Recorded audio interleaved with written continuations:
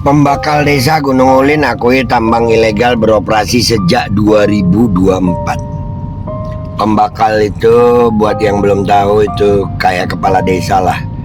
Kalau di Madura namanya klebun. Nah, pembakal.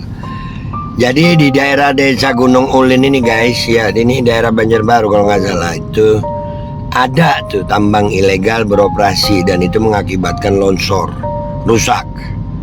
Ini baru satu tambang ilegal. Yang legal aja itu juga banyak yang merusak. Ini menjadi bukti gasan Pak Muhyiddin yang terhormat. Kada ada kerusakan jar akibat tambang.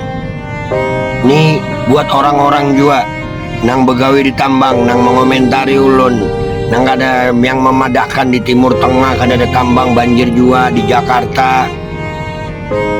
Nih bubuan-bubuan nang ini nih, penjilat-penjilat nih. Ayolah, sadar-sadar buan pian nih. Sadar-sadar, kurang sugih kah masih?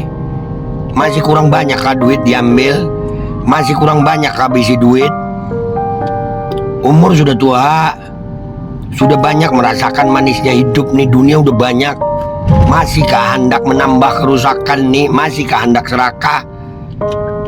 Jangan walai, ingati mati juga buan kita nih. Kena pertanggungjawaban kayak apa di hadapan Allah. Amunnya masih beriman. Nah, nih bukti rusak akibat tambang. Nah, rusak ini hanya satu. Ada berapa tambang di Kalimantan Selatan nih? Berpikir amunnya berutang